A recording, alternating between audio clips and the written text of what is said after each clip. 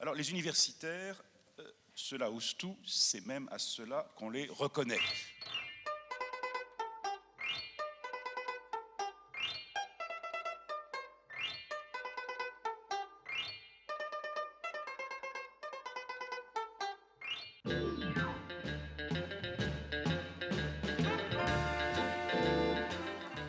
Si les tontons perpétuent toute une époque, on peut se demander si les valeurs de cette époque possèdent encore un attrait ou contribuent à expliquer ce succès qui résiste au temps, aux différences de classe et de génération.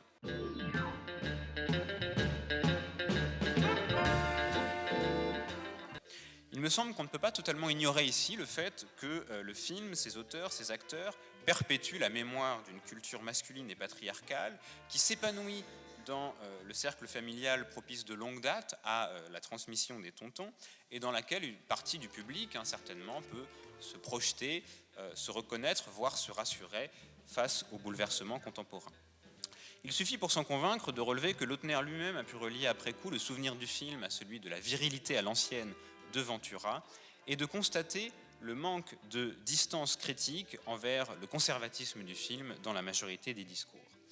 Plus encore, ce sont parfois les aspects les plus archaïques des tontons que les discours tendent à valoriser, à l'image ici d'un article paru dans le récent hors-série du Point qui fait l'éloge d'Audiard en tant qu'anarchiste de droite et soutient, je cite, que la misogynie revendiquée par l'auteur mérite sans doute d'être nuancée. Cela suffit d'autant moins cependant à expliquer la résonance que ce colloque, je crois, démontre, qu'on ne peut aujourd'hui réduire les tontons à cet enjeu, ni même à son époque, et qu'une telle résistance au temps est forcément liée à la capacité de fédérer des publics variés autour d'usages qui peuvent être semblables, mais aussi, bien sûr, souvent également différents.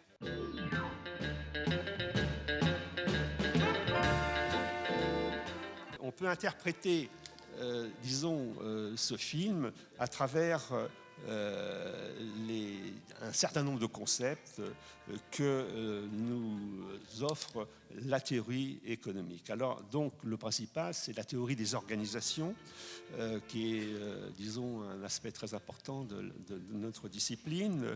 L'économie de la firme, l'économie de l'entreprise, donc lieu de création de valeur, de richesse, mais aussi lieu social de coopération ou de conflit.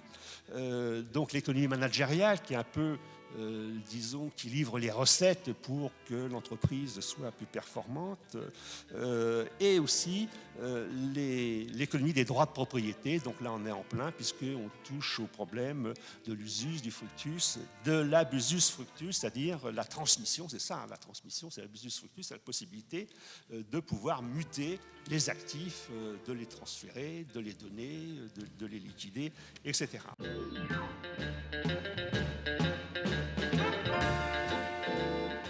Le pitch des Tontons Flingueurs est basé sur la mort d'un homme, événement ayant de nombreuses conséquences juridiques, notamment quant à la transmission du patrimoine du défunt, quand bien même ce patrimoine serait composé, on l'a vu, en grande partie de parts dans des affaires plus ou moins louches.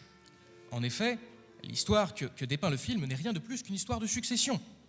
Il est d'ailleurs à cet égard notable que la suite apocryphe, elle reste apocryphe des Tontons Flingueurs, l'ouvrage du Grisby pour les tontons, qui se présente donc comme la suite de ce film, partage ce même élément déclencheur.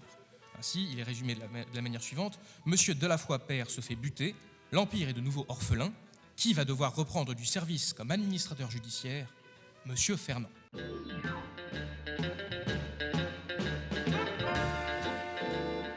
Comme dit le Mexicain au début du film, vous vous en souvenez, chez moi, quand les hommes parlent, les gonzesses se taillent, il y a dans cette scène à la fois l'affirmation d'une nouvelle génération d'adolescents libres ou revendiquant sa liberté et d'un conformisme qui peuvent paraître contradictoires. Les Tontons Flingueurs se situent au moment où on bascule d'une société à une autre, la première ayant encore les pieds dans le XIXe siècle, la seconde ayant déjà la tête dans le XXIe.